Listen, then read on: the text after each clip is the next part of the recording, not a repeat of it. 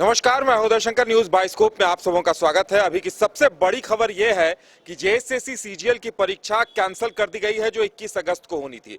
आपको बता दें कि जेएसएससी की परीक्षा भी इससे पहले रद्द हो चुकी है। और उसके बाद हम बात करेंगे मॉनसून सत्र को लेकर, जो कि 29 तारीख से यानी कल से शुरू होना है। उसे लेकर पक्ष और विपक्ष की क्या कुछ तैयारियां हैं। सबसे पहले बात सीजीएल परीक्षा की, तो जेएसएससी सीजीएल परीक्षा लगातार अभ्यर्थी आंदोलन कर रहे थे इस बात को लेकर कि जेएसएससी के ऊपर भी आरोप लग रहे थे कि क्वेश्चन पेपर लीक हो गए थे, और क्वेश्चन पेपर लीक होने के प्रमाण भी सामने आए थे।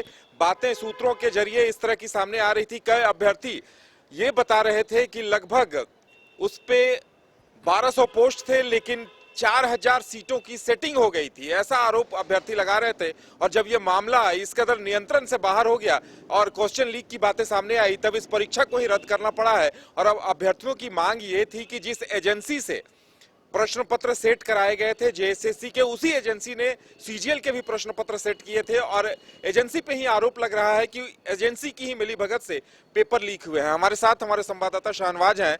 शाहनवाज, क्या कुछ तथ्य सामने आ रहे हैं इस पूरे मामले को? बिल्कुल, आपको पता है कि 3 जुलाई को जेएसएससी जूनियर इंजीनियर की परीक्षा होती है और उस दिन ही पेपर लीक हो जाता है। ये तमाम मामला जेएसएससी के सामने जाता है। जेएसएससी इस पर कोई स्टैंड नहीं लेती है।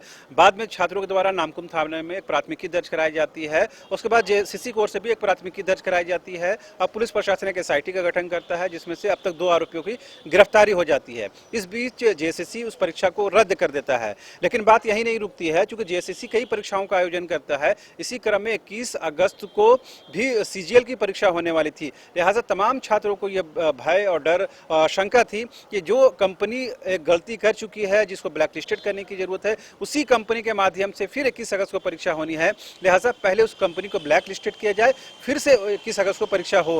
लिहाजा इस बात की गुहार लगातार छात्र कर रहे थे, आंदोलन कर रहे थे। हम लोग इस खबर को जेएसएससी के माध्यम तक पहुंचाने की कोशिश कर रहे थे, और अल्टीमेटली आज ये हुआ है कि शाम को एक नोटिफिकेशन भी जारी हो गया, जिसमें जेएसएससी ने इस बात को बता दिया है कि वो फिलहाल इस परीक्षा को स्थगित करती है। नई तारीखों की घोषणा जल्द की जाएगी। तो इसे कहीं न कहीं छात्र आंदोलन की जीत के तौर पर आप देख सकते हैं। बिल्कुल शाहनवाज, एक बहुत बड़ा सवाल यहाँ उठकर सामने आता है कि जेएसएससी की परीक्षा रद्द हो जाती है। इतने अभ्यर्थी, सालों बाद परीक्षा होती है, परीक्षा में बैठते हैं, तैयारी के साथ एग्जाम देते हैं, रद्द हो जाती है, क्वेश्चन पेपर लीक होते हैं। अब सीजीएल की परीक्षा भी लीक हो गई। लेकिन कहीं से ये नहीं लगता है कि सरकार का इरादा या प्रशासन का इरादा उन दागदारों को चिन्हित करने का हो, या आखिर किन लोगों की वजह से ऐसा हुआ? बिल्कुल, जो छात्र ने जो इनपुट दिया है, उन लोगों की माने तो ये जो कंपनी परीक्षा कंडक्ट कराती है, जो एजेंसी, वो बिहार में ब्लैक लिस्टेड है। बावजूद उसके झारखंड में काम मिलता है, झारखंड में परीक्षा कराने के लिए वो अधिकृत हो जाती है। तो सबसे पहले जेएसएससी की ओर से ये गलती हुई कि ऐसी कंपनी को, ऐसी दागदार कंपनी को काम और जिम्मेदारी नहीं मिलनी चाहिए।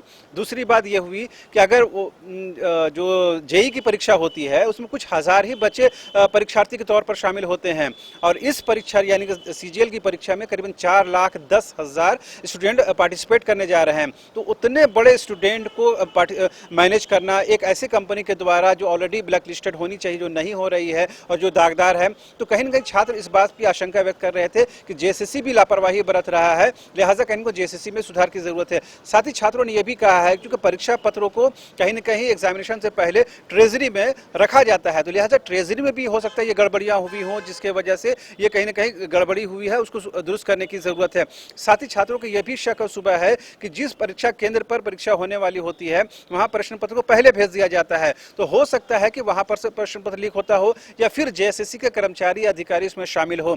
लिहाजा जेएसएससी को इसमें सुधार करने की बेहद जरूरत है, जो अब तक नजर नहीं आई है। बिल्कुल, मानसून सत्र से पहले हमने इसलिए यह बात छेड़ी क्योंकि हमें भी इंतजार रहेगा कि झारखंड के जो माननीय हैं वो कितनी शिद्दत से इस बात को सदन में उठाते हैं कि आखिर कौन है वो लोग जो दागी एजेंसी को ठेका देते हैं और क्वेश्चन लीक होने के बाद मामले को रफा दफा कर दिया जाता है। हमें भी इस बात का इंतजार होगा कि मानसून सत्र में इस मामले की गूंज सुनाई देती है या नहीं। इसके अलावा अगर मुद्दों की बात की जाए तो जिस तरह से बीजेपी ने विधायक दल की बैठक के बाद कहा है कि ईडी ने जिन भ्रष्टाचारियों को शिकंजा कसा है, उन पर बात होगी, उन पर सवाल उठेंगे, सरकार को जवाब देना होगा।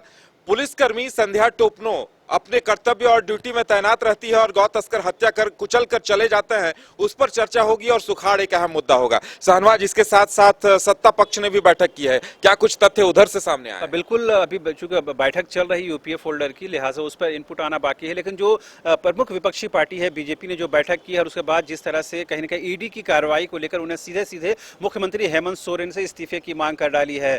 बिरंची नारायण जो विधायक दल नेता हैं बीजेपी को, उन्होंने साफ तौर पर कहा है कि चूंकि अगला जो कार्रवाई है, अगला जो निशाना है, जो ईडी जिस रफ्तार से बढ़ रही है उसमें अगली जो कड़ी है वो मुख्यमंत्री तक पहुंचती है, लिहाजा अब मुख्यमंत्री को इस्तीफा दे देना चाहिए। क्योंकि इससे पहले सीएस सुमन कुमार, उसके बाद पूजा सिंघल, उसके बाद पंकज मिश्रा और अब कहीं ना उसका प्रेस सलाहकार अभिषेक प्रसाद का नाम जो आ रहा है, अब ऐसे में जो नेक्स्ट नंबर है मुख्यमंत्री का है, लिहाजा उनको अब पहले ही इससे पहले त्यागपत्र दे देना चाहिए। साथ ही जो बीजेपी की तरफ से अन्य मुद्दों की जो चर्चा की गई है उसमें भ्रष्टाचार तो है ही शामिल, साथ ही सुखाड़ एक अहम विषय है कि सरकार क्यों नहीं ड्रॉट जो सिचुएशन को घोषित कर रही है, आधिकारिक इसकी घोषणा कर रही है। साथ ही उन्होंने ये भी कहा कि झारखंड का किसी भी रूप में हम इस्लामीकरण नहीं होने देंगे, क्योंकि बहुत सारे स्कूलों में जो गैर उर्दू स्कूल है उनको उर्दू कन्वर्ट करने की कोशिश की जा रही है, सरकार इस पर कोई एक्शन नहीं ले रही है। साथ ही उन्होंने पशु तस्करों का मुद्दा भी वो उठाएंगे, क्योंकि जिस तरह साई संध्या टोपनो की हत्या कर दी जाती है और सरकार इस पर बहुत ज़्यादा संज्ञान नहीं लेती है, क्योंकि सीधे से बीजेपी का यह आरोप है कि सरकार के संरक्षण में ये जो